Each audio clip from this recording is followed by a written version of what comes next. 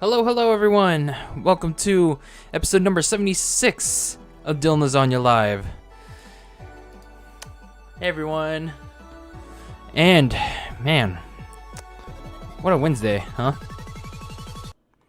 Boom. That's where we'll end it. The music there. not the show. But welcome in. Welcome, everyone. It's DylanLasagna, your host as always. And, man, what a crazy weekend. Normally, my podcasts are on Friday, 4:30 Pacific, but you know what? Has been a crazy weekend in gaming, and not just gaming, but in wrestling. But for the wrestling show, wrestling portion, that will be on my normal day on Friday. So, for those of you that are here for the gaming stuff, that will be happening right now. So if you're new to the channel, make sure you are subscribed, notification bell, like, comment, all that stuff that will help my channel for surviving. I've been thinking over the past couple of days of going through each show, going forward and like clipping some of the stupid shit I say, and putting it on the second channel, so I can garner interest, for the podcast here on the main channel. I don't know, something I could test out in the next several weeks. And then another thing that I've been thinking of was slightly renaming this podcast. Just it's the DylanLasagna Live podcast. The DylanLasagna Live show or something, or I don't know, something along the lines of that. Because DylanLasagna, I like the name DylanLasagna Live, but something kind of still turns it off for me. It's it was live, but it if you missed it, it's not really live anymore. But I don't know. I prefer the name DylanLasagna Live, but I know it could be a turnoff for some people, but we'll see.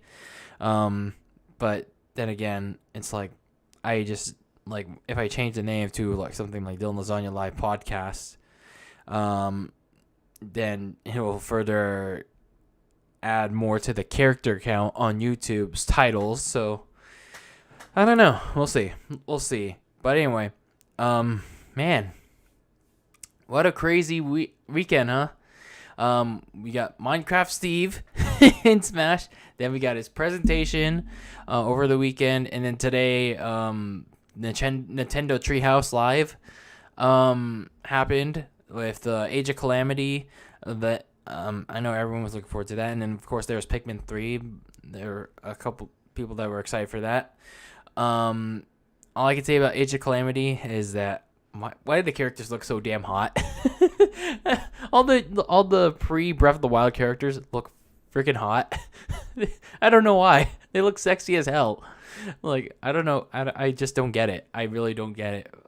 But the game looks fun. That game looks fun. It's gonna be a good sequel, or a good prequel to Breath of the Wild. So I can't wait to see more of that game. And then, of course, you have Crash Bandicoot 4. It's About Time, releasing on Friday. I did not pick that game up yet. I'm still holding out hope that Activision releases a Nintendo Switch version of that game, because, all my gaming nowadays is relegated to the Nintendo Switch and sometimes my PC. Again, I have no plans to pick up of any other console right now. So, Nintendo Switch is all I got. So, speaking of Crash 4, this is where I want to start today's show. There was a YouTuber, by the name of Dreamcast Guy. He did an interesting video where he was talking about Crash 4 sales figures. And it's only been one weekend, and I was like, you know what? I'll entertain it. I'll see what he's got to say. And I watched this video, and I actually saw a tweet from him first, and then watched the video. And from the tweet, he said, "Wow, Crash 4 is selling really, really badly." That's like the paraphrased version of it. Crash 4 is selling really, really badly. And all I could say to that is, well, let me find the reply I put to that tweet, Dreamcast guy's tweet. No, it's in my replies here. Oh, here it is from Monday. Crash 4 is apparently selling really, really badly so far, which I find interesting. Good game. People love Crash, and a lot of fans directly ask for this, which is true. Which is true. Crash 4 looks like a really fun game, and people do love Crash Bandicoot, and fans did ask for a brand new Crash game that is not post Crash Bash. However, he said the bad sales was a pretty clear lesson, though, for why companies keep doing good remakes instead of giant sequels. So I don't know what he meant by that. Like, was he alluding to the bad sales numbers, or the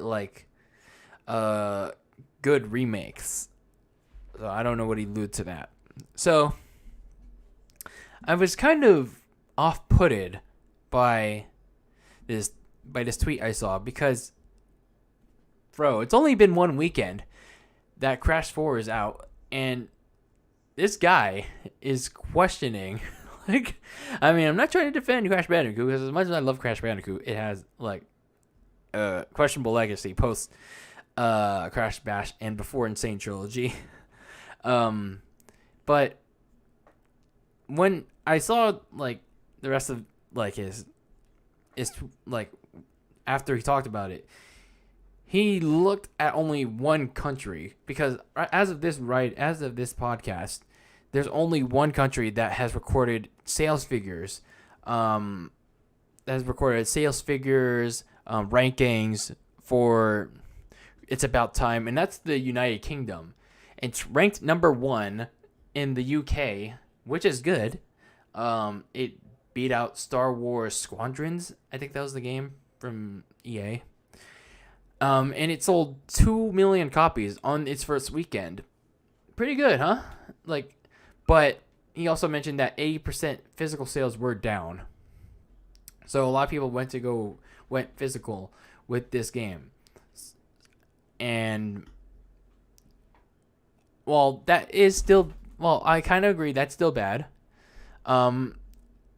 He leaves out the other countries, America and Japan and the rest of the world, obviously.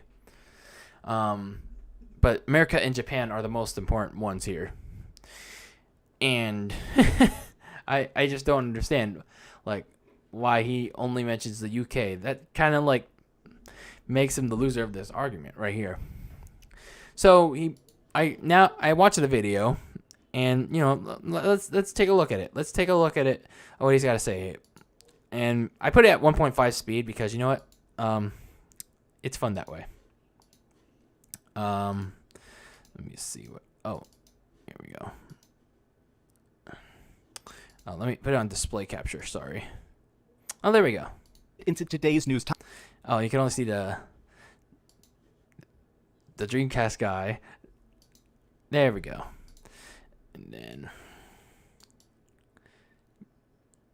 I don't know when my window capture doesn't display properly anymore. Okay, back to business. Topic, which is Crash Bandicoot 4 has kind of flopped. What's up, gamers? Dreamcast guy here, and this is actually a big surprise to me because I kind of thought that this new Crash Bandicoot game would be a big success. It seemed like there was a lot of positive buzz, there was some good marketing, but most importantly, I'd seen fans for years asking for a new Crash Bandicoot, so it seemed like this was exactly what they wanted, and now that the sales numbers are out, the first numbers are being released today, it kind of bombed. Now let's look at the sales numbers real quick, and then I want to speculate. It's interesting, again, we go back to the point of it kind of bombed. He mentions that the sales numbers came out, even though it's been only one weekend, and he says Crash 4 has kind of bombed. Again, Crash 4 is number 1 in the UK, and then we go back to the point of where's the United States rankings? Where's Japan's rankings? Where are their sales figures? How are their copies both physical and digital. Why are we basing this argument on just one country?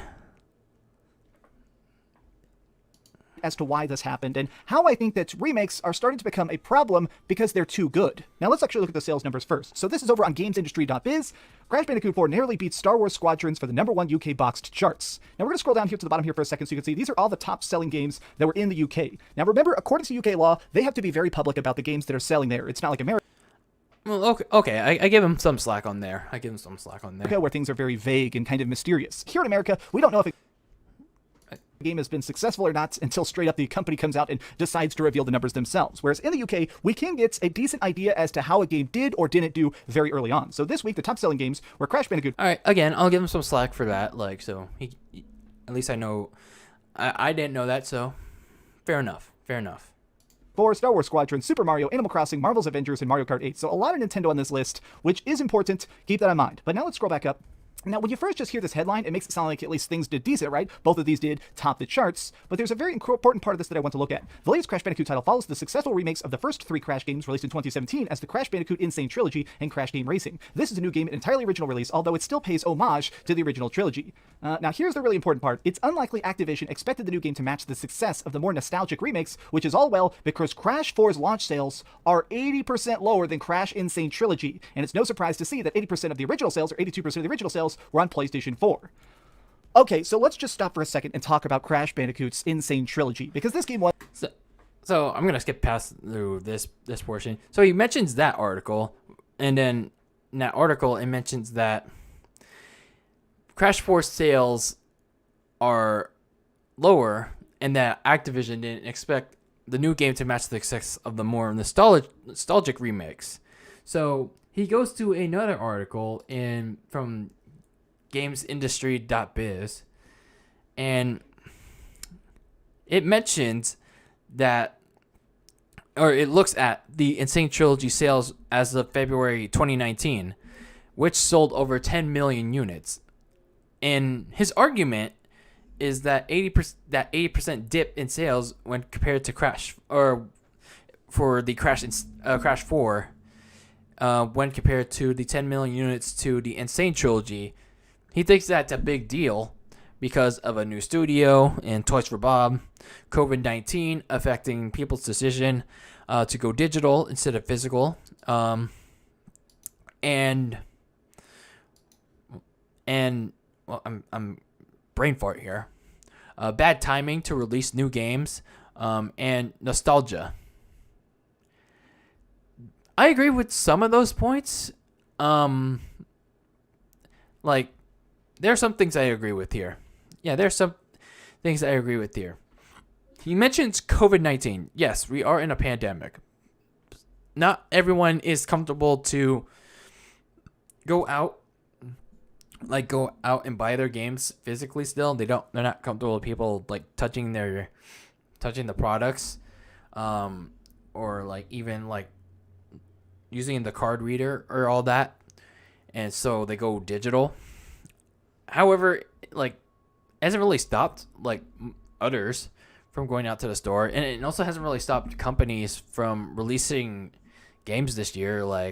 Yeah, sure, it's had delays, but it hasn't really stopped games from eventually releasing Marvel's Avengers, Cyberpunk, the Tony Hawk remakes, various Nintendo games like 3D All Stars, Paper Mario, Pikmin 3.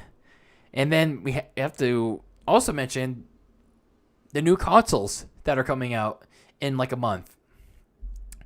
And then he also brings up the point of the lack of a Nintendo Switch version, which I agree with him completely. The lack of a Nintendo Switch version completely, if this does end up hurting Activision, this actually not Activision, but the game itself. This is all on Activision. I don't know. I still don't understand this concept with Activision when it comes to the Nintendo Switch. Oh, let's just with the exception of Nitro Fueled, I don't understand why Activision needs to wait a whole year to understand that. Oh, let's let's see how good this game is when, even though it really is good, and then release a Switch version. When the fan base clearly wants this game. They wanted the Insane Trilogy, which sold miles better, was a massive success for the Nintendo Switch. Nitro Fueled was also a massive success. I'm not sure about Reignited, but it probably did well there too. Because Crash and Spyro were commodities for the Switch. Like they were portable sellers for the Switch. So I really don't understand why Activision really wants to wait around for a year so they can release this game on the Switch. So it's kind of like they're treating Nintendo Switch owners second fiddle to the other consoles, like they've been doing since 2018, with the exception of Nitro Fueled. One thing I will disagree with, though, when it comes to Dreamcast guy's Switch argument, is that the reason, going back to the reason that the Insane Trilogy even got to 10 million units was the Nintendo Switch. I bet when the Insane Trilogy was PS4 exclusive, in its first 3 months, it was only 2.5 million sold. But when the Nintendo Switch version came out, along with the Xbox version, the Nintendo Switch version, months after it came out, got up to 10 million. So I imagine that people got the Nintendo Switch version more than the PS4 and Xbox One. So, like I clamored moments ago, Nintendo fans want to experience Crash either for the first time, on the go, or without having to grab another console, ever. So, another thing that I do agree with them is... Actually, that's all I agree with them. The lack of Nintendo Switch version and COVID-19. So, here are some things I do disagree with him. I disagree with the fact that he bases his argument around that 2 million sales is bad. It's bad from one country. If that's from one country, that's good. When you compare that to 2 million sales from the UK compared to 2 million units in 3 months to the Insane Trilogy, that's good. Why is he worried here? Unless if I got something wrong here. Let me go back here.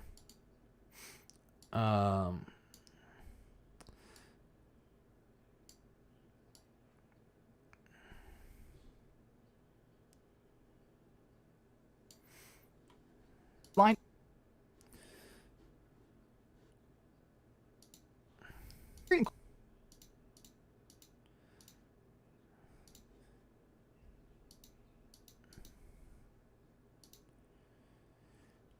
The new game sold best on PS4 with 68% of sales coming on Sony's platform. Okay. But this article doesn't really mention the exact sales numbers, but it said 2 million. 2 million in the first weekend alone for the UK. So I want to see exactly Crash Bandicoot 4 sales.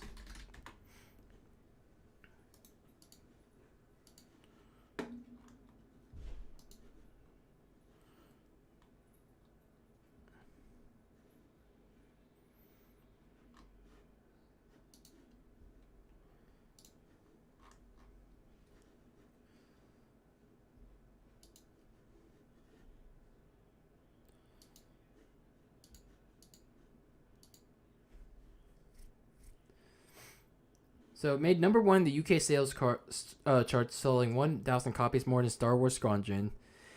So 80% less than Crash Insane Trilogy.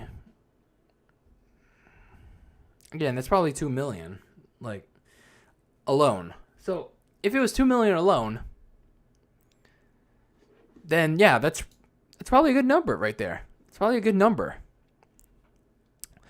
So another thing that he mentions here is that, like, Crash 4 selling bad, or Crash 4's bad sales is because of nostalgia. Well, nostalgia is not always a bad thing, because, well, look at Capcom's Resident Evil remakes, or Activision's Tony Hawk 1 and 2 remake that sold just a month before Crash 4.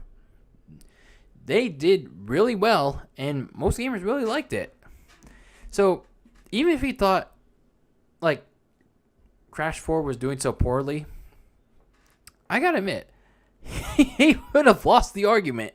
He actually pretty much lost the argument, because there are actually a couple of things that he didn't mention in this video that I were able to point out. So he mentions that Crash 4 had good marketing, when in reality it didn't. Hell, I often forgot that this game was even coming out in the first place. Like, I really did forget that Crash 4 even existed at times, because Activision never pointed it out. Activision, like, never found the need to market it as big as Call of Duty.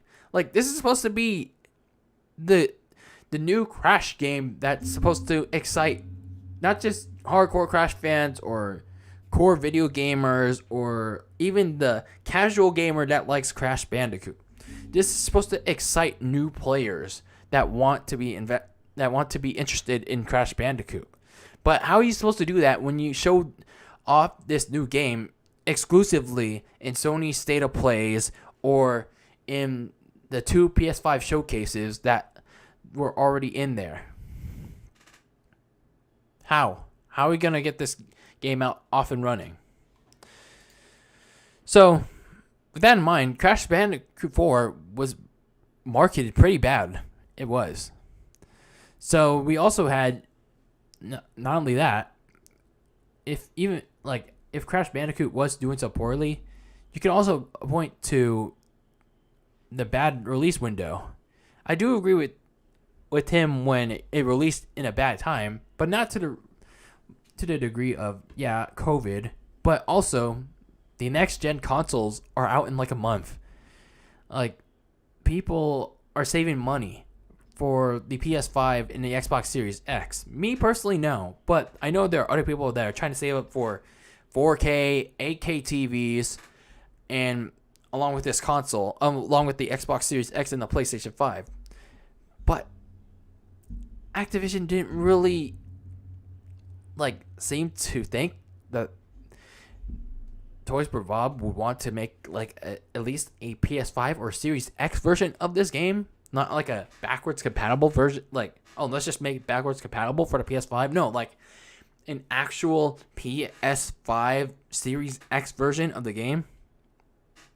What are you doing there? What are you doing? And then last but not least, the $60 price tag. Now, I personally think this is justifiable because it has a lot of content in the game. The skins, the gems, the time trials. Now, a lot of people have been complaining about the difficulty. I personally can't say much about the difficulty because I haven't played it yet. But nonetheless, and then the multiplayer mode. So there's a lot of content that justifies the $60 price tag. But again, not everyone's going to feel the same. Not everyone's going to feel the same about Crash Bandicoot 4 being $60. Like a new Crash game, that's $60. Because at the end of the day, Crash is a platforming game that doesn't really have the same name value as Mario or even Sonic. So, I even thought, I still think to this day, back when Crash 4 was announced, I was happy, and all smiley, that Crash was an actual new game, not like Wrath of Cortex kind of new game. Slapping $60 was and still is a questionable move.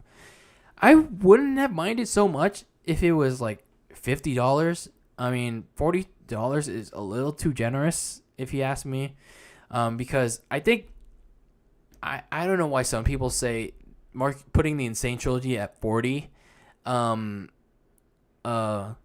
like caused Crash to fail, was setting up Crash to fail, or how do I say it? Let me rephrase it. Giving the Crash Insane Trilogy at the $40 price tag, by Activision set it up to fail. When in all reality, it was like a litmus test, because Crash wasn't relevant enough to even justify the $60 price tag. Like, had the Insane Trilogy been $60, people wouldn't have bought it. It wouldn't have reached the 10 million units that it got. So giving it the $40 price tag to test out, how would people react to this? It was a success. Like the $40 price tag was a success for the Crash Insane Trilogy. Same thing with Nitro Fueled. Giving it the $40 price tag was a success. Now, did it make people feel entitled for Crash 4? Like it's $60. Why isn't it $40? A little, yeah, to a degree. But I think they should have made this like 50 at the max, because in all honesty, again, it's just a platforming game, and they didn't do much marketing to justify why it is $60. So this didn't really help like a lot of people justify like buying it at $60. And who knows, maybe whenever people will buy it on sale on Black Friday, and then maybe if there is a Switch or a Series X or a PS5 version down the line, maybe Activision will drop the price a little bit. Probably not, but we'll see. We'll see. So my closing thoughts on this topic. I know I'm rambling and maybe I'm even contradicting myself a little bit. I think the biggest problem with this video by Dreamcast guy is that it's all clickbait. This whole thing is clickbait. Like, he titles it what does he title it? Let me exit out of this. So, Crash 4 sold really bad. Our remake's a problem.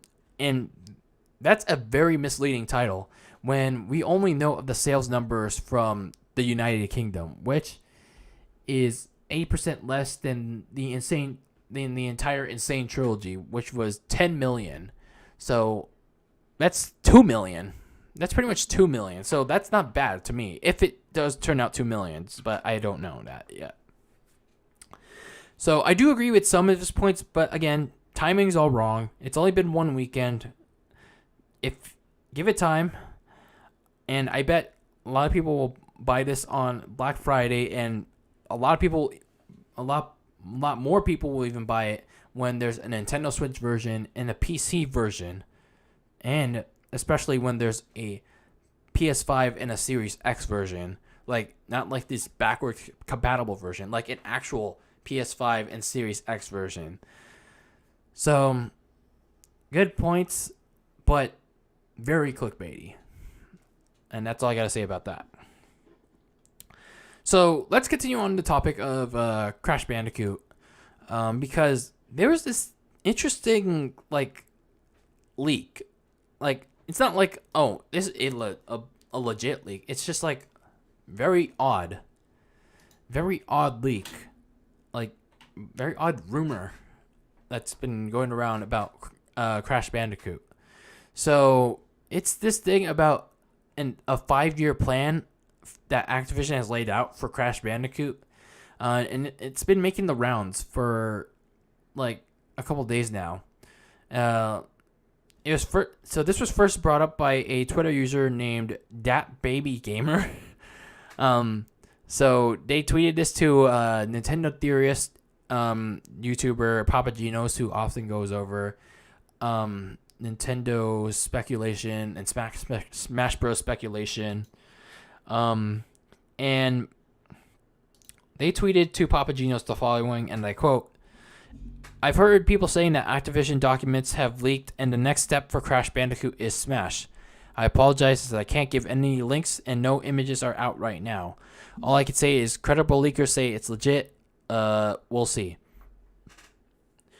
So this post was brought up in Papagenos' Discord. Like the specific plan was brought up in his Discord, and it mentioned the following. And I couldn't find the image from Papagenos' Discord, but I did find it on another Twitter account. So let's take a look at it.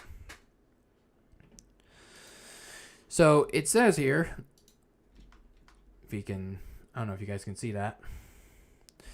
So it says here in an issue. Oh, here we go. In an issue of Licensing Source Book Europe, European publication focused on business and industry during spring of 2018. It was stated by Max Arguile, licensing manager of GBI, a toy company, that there was a crash plan, and he stated that the Insane Trilogy was coming to other platforms, along with a new 2019 entry being in the works, Crash Team Racing and its DLC, before their announcements. It said, and I quote, "The new game was a huge success at retail with no marketing spent. It will be going broader, Switch and PC, and there will be another game in 2019. Activision has a 5-year plan for this, and GBI is delighted to be fully on board for all products." So with the existence of this 5-year plan public, a few news sites covered it, and I'll link an article as an example, so there's the article right there. However, it appears the content of this plan had leaked from a document, and it went as follows. Insane Trilogy coming to Switch, which happened already. That was revealed at the March 2018 Direct, and released in June, so that same year. Crash Team Racing Nitro Fueled existed. That happened. Game Awards 2018, released June 2019. Nitro Fueled DLC, again, happened like weeks later in 2019 after the release, and then ended in March 2020. Crash on the Run, the Crash mobile game. Crash 4, It's About Time, again, released, revealed back in June, and then released this past Friday. And then last but not least, Crash for Smash in 2021. So several reports have been claimed, most agreeing with the detailed Crash Bandicoot for Smash in 2021 indeed being part of this plan by Activision. And then there's there's the link to this article from Destructoid. So let me see if I can find the article by Destructoid. Activision 5-year plan.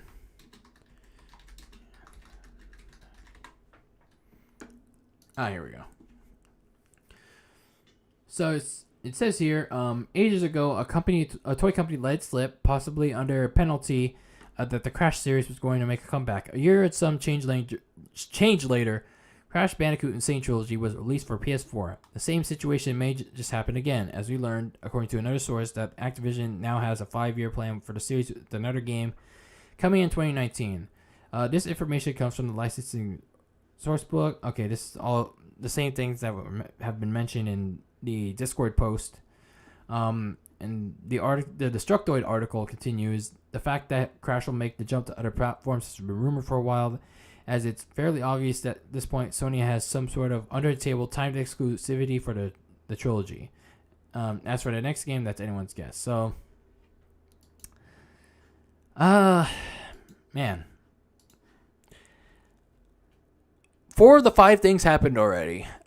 And as much as I want Crash and Smash, this would have been the best time to do it, but I totally understand that Minecraft Steve was probably the E3 reveal.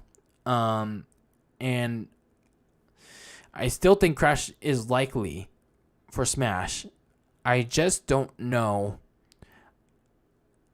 if this is believable. This leaked plan. I just can't believe. I just don't want to believe it. I really don't. Until Crash's reveal trailer for Smash actually happens, you know. So take this rumor for what you will. Again, it's just rumors and leaks at the end of the day. It's like, it's not real until proven real.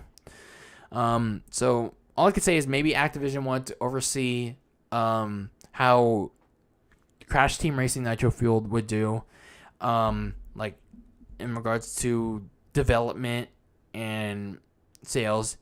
They probably would have done the same thing with Crash 4 in regards to development and sales too, but I think they trust the brand enough to do well. And then they would approach Nintendo with the pitch to get Crash into Smash. So we'll see. 2021, though, it does seem feasible to have Crash in Smash. Maybe have him as the Challenger 8, the Challenger Pack 8. I'm losing my words here. Have him as Challenger Pack 8, or if they're still doing an E3, Challenger Pack 9. But again, it all depends if this is real or not. And I'm leaning towards the not so real, because I don't know. It's 4 of the 5 things. The 5th, it's not real yet until it actually happens. So it's 50-50. Again, take it for what you will. Take it for what you will. The day that Crash is in Smash officially as a playable player, not a Mii costume, then this leaked plan will be real. So speaking of Smash, let's talk about Minecraft Steve. As you know, hold on, let me close the window.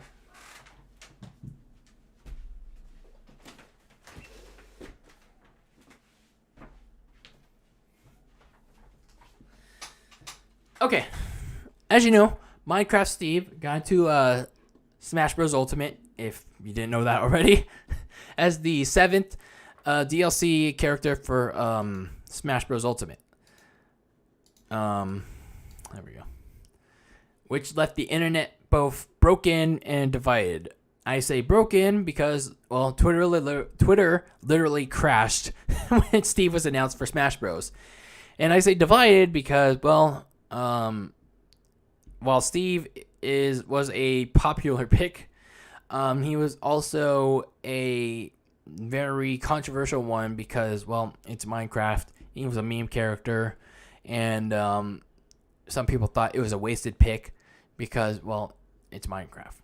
And some can attribute to that as like, well, if Minecraft Steve can get in, so can the Fortnite character. So I'll get into my thoughts on Steve because Sakurai did the official presentation, the Sakurai Presents, on Steve Saturday just before Minecraft Live to show how exactly he was going to play.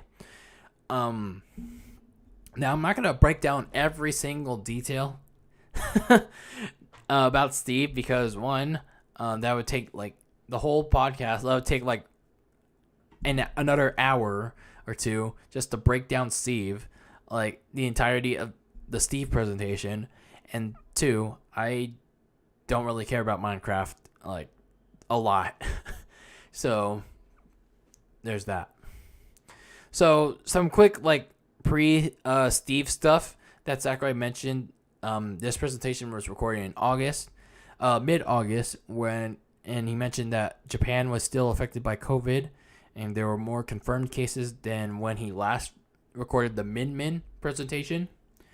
And from the very get-go, there was no like English translation, like actual English translation. So instead, you would get subtitles, like English transcripts, instead of the usual like English dubs that you would hear normally.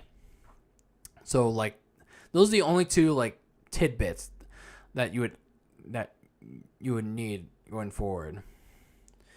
So going into the Steve mechanics, I'm gonna quickly run them down here. So, actually another thing here. Like when it comes to Steve, Sakurai wasn't able to like play test Steve with other staff members because, COVID. He has to work from home, and as such, he can't make like balance changes. So, however Steve is gonna play, either maybe OP or weak as hell. So now getting to the actual Steve mechanics, I'm gonna run these down very quickly, like speed round them. So Steve has a very weak jumping mechanic.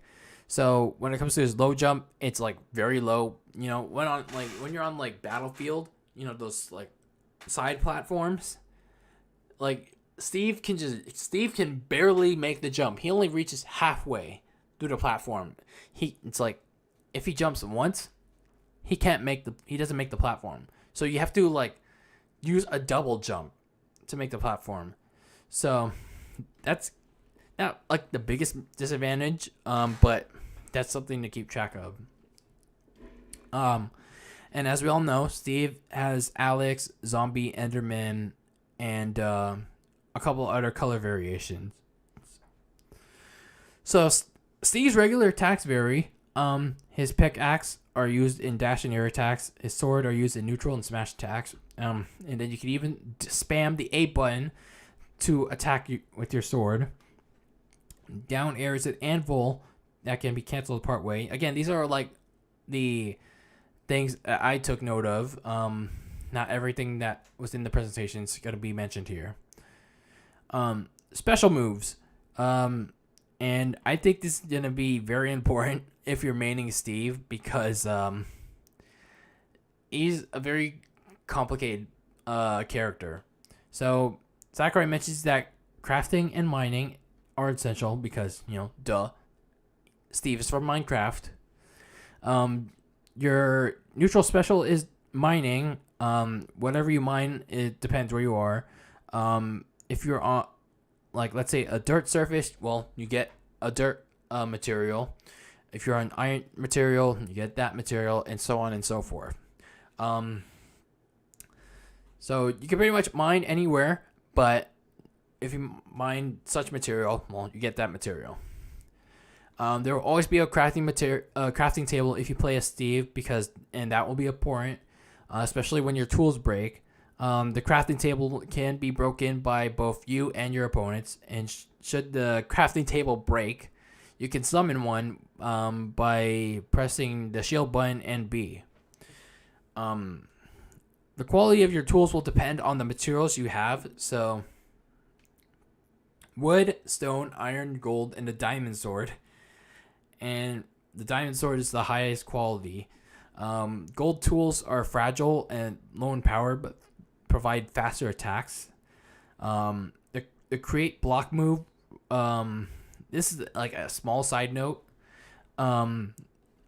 Required the programmers to rework every single stage in the game. So like, if you wanted to create a block like going up and then sideways, like literally the programmers had to recreate every single rework every single stage just to make that work.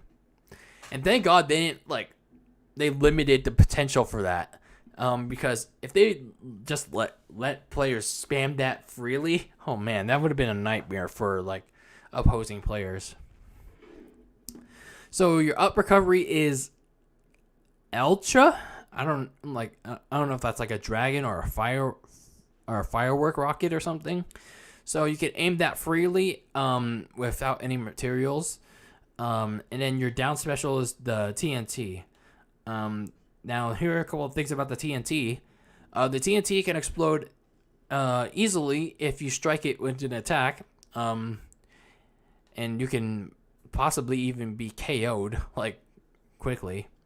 And you can detonate the TNT with the pressure plate, but you need to distance yourself between yourself and the TNT. Otherwise, if you put the pressure plate too close, you'll probably take some damage.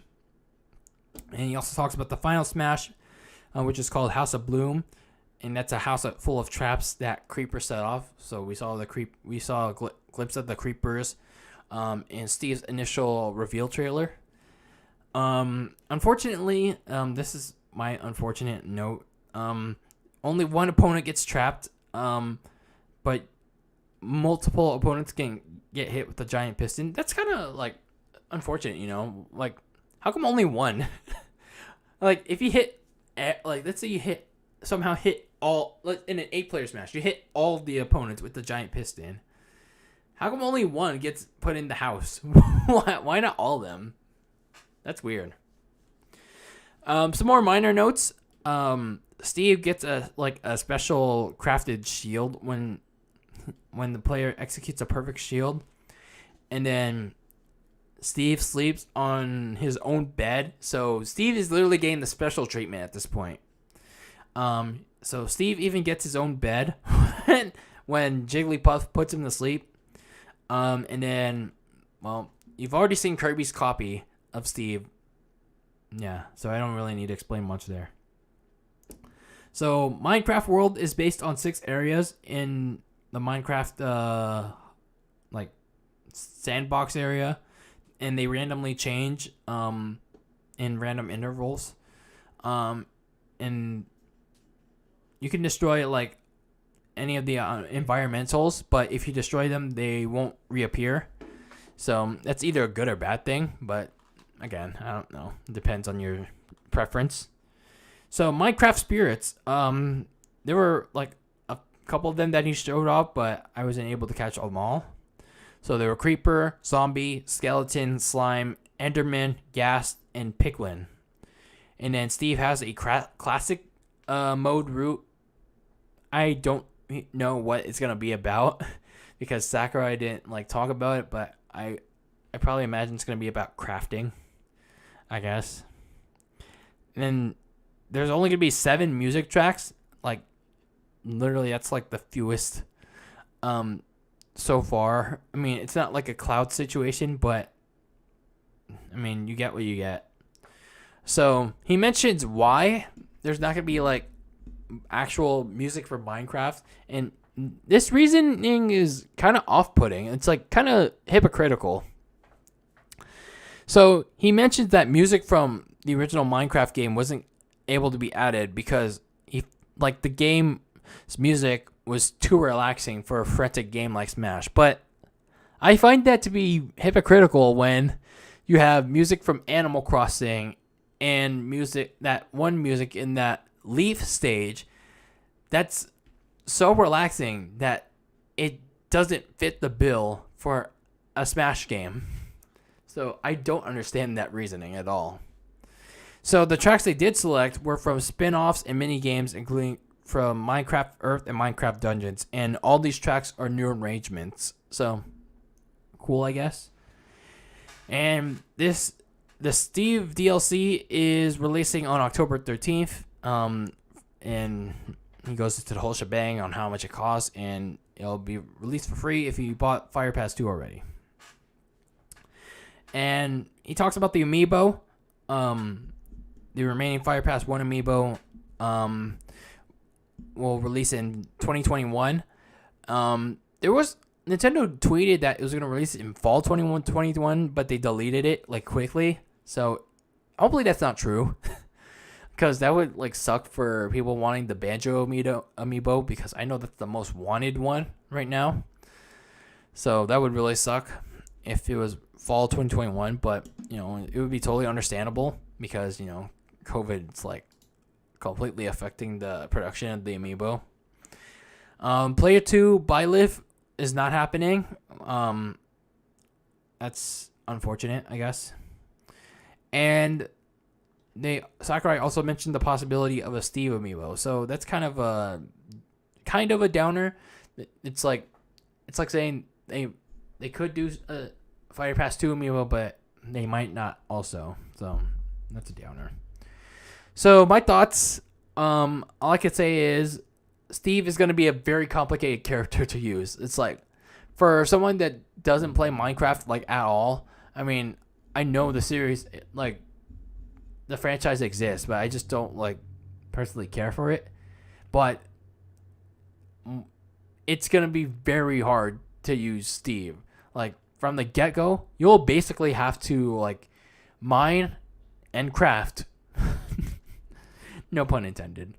mine and craft your way out of shitty situations, because once the 3-2-1 counter drops and then you have to get to your crafting table and start getting shit together. So I don't know how weak and strong like the materials will be, like when you craft things like blocks, swords, axes, and all that. But I know players are gonna be. I know one thing for sure: players are gonna be like spamming the shit out of blocks to like edge block or edge guard their opponents from using their up recovery. Man, that's gonna be like super OP. That's gonna be like pissing off a lot of people.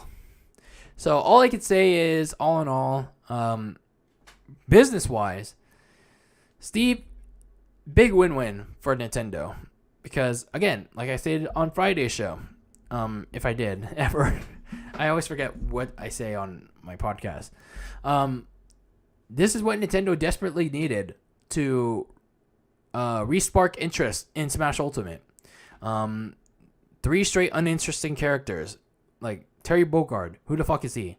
Byleth, why we gain a 3rd Fire Emblem character? Why we gained the zillionth Fire Emblem character from a game that just came out, especially months ago, like literally 6 months ago at the time, in Min Min. Well, I liked Min Min, not everyone else did, and especially from a game, well, admittedly, did not sell well. It did not do well business wise. So not only that, the whole like sexual allegations in the Smash competitive scene, that also happened throughout the summer.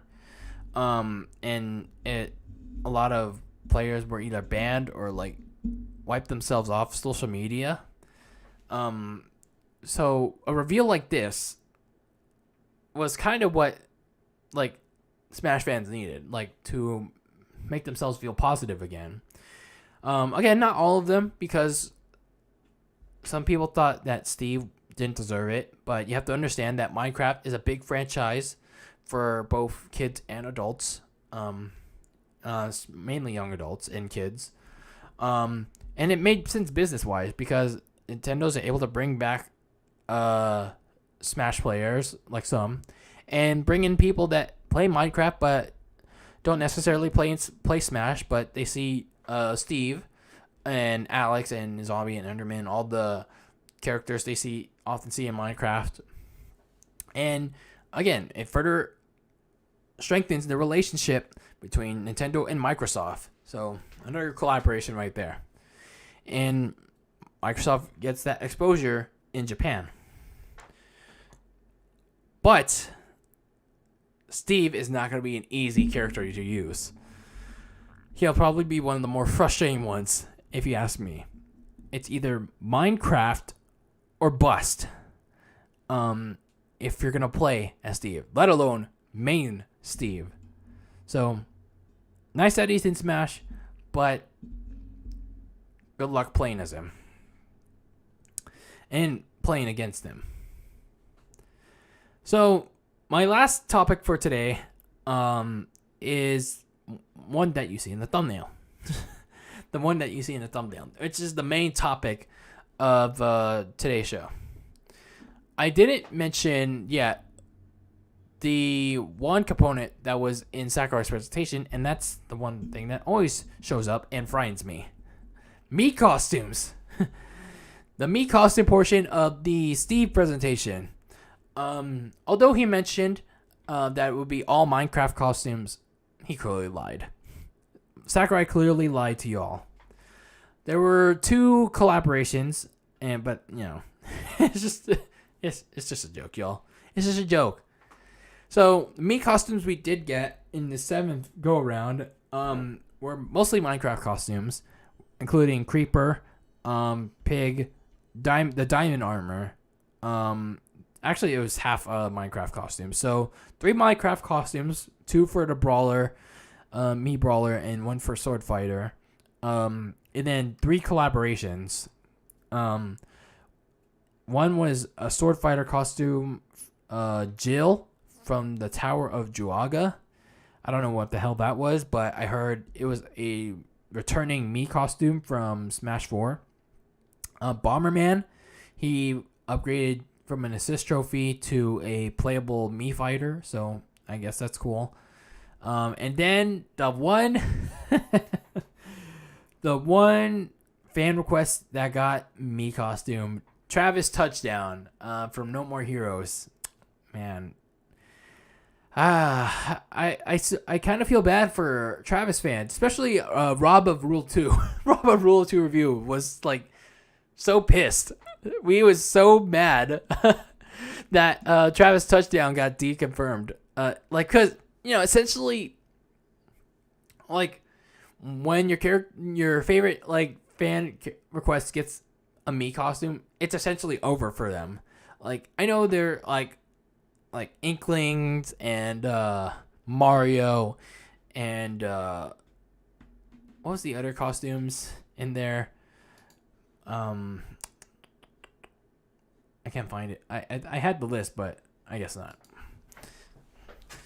And now Bomberman and fuck, I can't remember the list. There are a bunch of other characters in there, but they were already in the game. So it like Mii costumes, I don't know, they essentially deconfirm like their chances, like, or either that or they significantly lower the chances of your favorites getting to Smash. So all I can say is, man, I'm not too familiar with No More Heroes, but I've always seen people's prediction videos, speculation videos, like saying Travis was a likely candidate due to the developers. I think it was Suda51's strong relationship with Nintendo, and No More Heroes 3 was an exclusive release for Switch. So I guess all I can say is sorry for Travis fans, but he just joined the unfortunate long list of deconfirmed characters for Smash, like Bomberman, Sans, Hachi, Altair, even Waluigi, and Isaac, and many more characters. So that brings the question to close off this show. Who else is getting Mii costumed? Because at this point, we only have 4 slots left, and not everyone is going to be here in Smash Ultimate. It's like not everyone's gonna fit the bill of the tagline that's like sets Smash Ultimate. So this game has really become the ultimate roster. But I know the same can't be said for gameplay. But in terms of the roster, Smash Ultimate really is the ultimate like crossover fighting game. But we also really don't know if Sakurai is willing to do more like DLC outside of Fighter Pass 2, which in all honesty, I don't see happening. I don't see a Fighter Pass 3. There's a very small chance he could do like a free Echo Pass, like to say thank you and all that, but I highly doubt it. So I'm going with the assumption that there's only 4 slots left in Fighter Pass 2, and as you know, as much as I'd like there to be one more pass, Sakurai does need a break. So there's like a long list of characters that had a likely shot to be the final 4, such as my boy Crash Bandicoot. There's also Dante, the Monster Hunter character, probably the Monster Hunter Rise protagonist, Ryo Hayabusa, Gino, and if Nintendo wants to go first party, which I could see happening, they might give Rex the upgrade, because they did so with Min Min, and then they could also do Young Impa, and then going back to third parties, Tracer, Doomslayer, Master Chief, Stora, Rayman. Again, these are just a long list of characters that could possibly make it in the final 4. But again, just because I list the characters out, with the exception of Rex, there's also 4 chances that one of your favorites that I just listed can also be deconfirmed as Mii Costumes. Just like what happened to Travis Touchdown.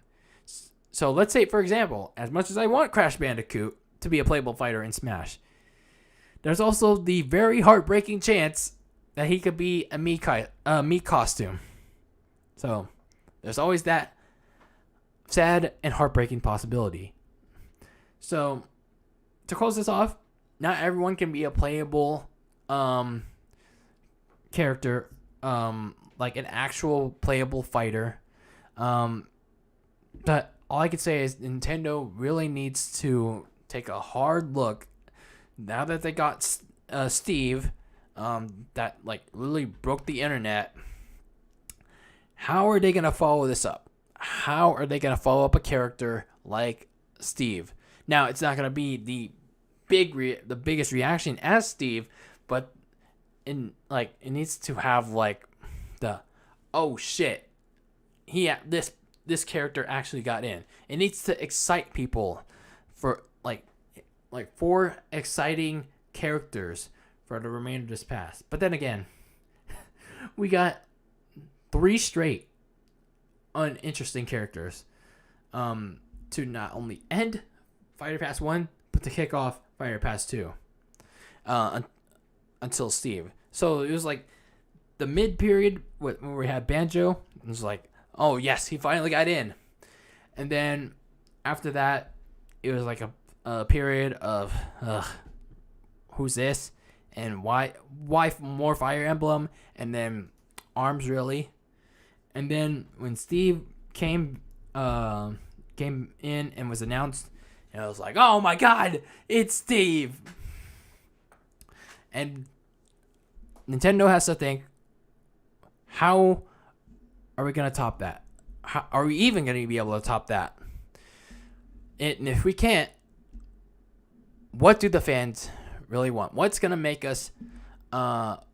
Smash a very compelling game for years to come? So all I can say is, I think with Steve, this is Nintendo's way of saying they want to go all out with the Final 4. So let's hope they do so. So I'm going to leave you off with this. Like, I'm going to say with the Final 4 playable and Mii Costumes predictions, like, again, things can change in a matter of moments. Like, because, Mii Costume presentations always make me nervous as hell. Because I don't want my personal favorite to become a Mii Costume because he's just too big for that.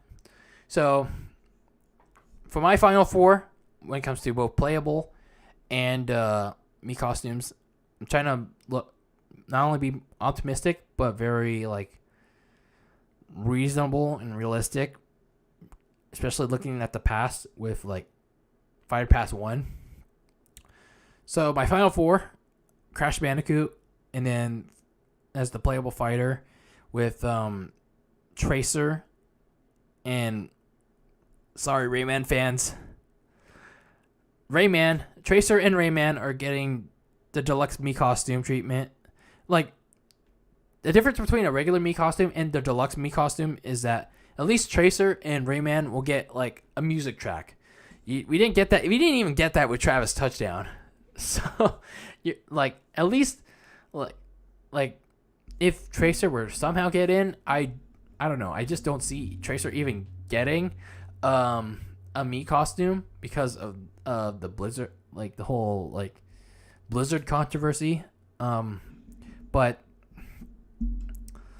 if Tracer were to get in, I see her being a deluxe Mii Costume because, come on, Tracer over Crash.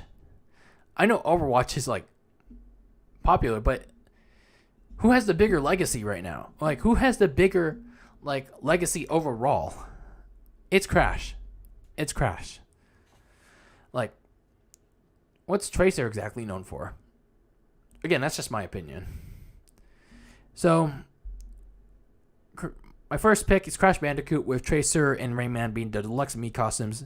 I mean, again, you get at least one music track. Rex and Pyra and Mithra, the one of the first of two first party picks. I think there was a Monster Hunter